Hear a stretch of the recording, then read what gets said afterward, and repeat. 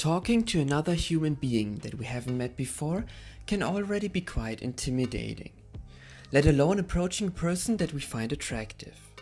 We want to impress the other person and make them like us. The decision, however, whether we are a potential friend or partner, happens during the first few seconds of an interaction. This means that even before we say anything, we are already being judged and evaluated. Our body language, as well as our way of approaching, will then ultimately decide our social fate. The question is, how can one reap the precious advantages of being judged so early on? There are 3 things you have to watch out for. Number 1 being to always show your hands. Walking around with your hands in your pocket, therefore, is generally considered as a no-go. The reason for this goes way back to our ancestors.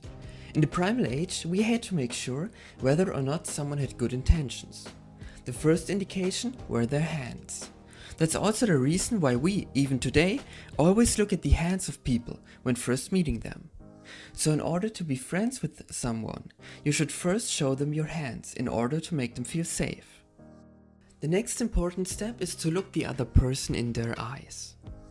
While approaching and also while talking to her, it differs from person to person how much eye contact seems appropriate. Aiming for 60 to 70% is always a good idea though.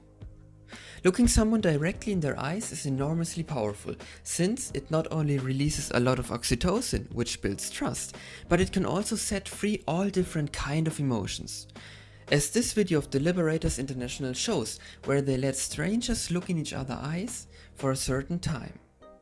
One way to make sure that you have enough eye contact is to find out the stranger's eye color. Can you determine it even before you say hello? The last step in order to make a killer first impression is to shake the other person's hand. Don't fist bump and don't just stand in front of them. The touch that happens when shaking hands will also release oxytocin, which then again will build trust between both of you. And yes, it is also quite important how you shake hands. Try to have your hand in a vertical pose, without having the palm facing up nor down. That way you can make sure that your partner's hand will also be vertical. Avoiding to let their palm face upwards is crucial, since this will make them feel weak and dominated, which might have a negative impact on your conversation.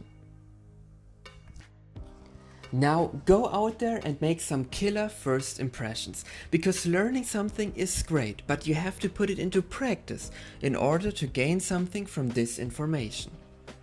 Growing as a person is also a habit that should be performed regularly, so I advise you to subscribe in order to always get new tips and tricks about becoming the best version of yourself. See you in the next video.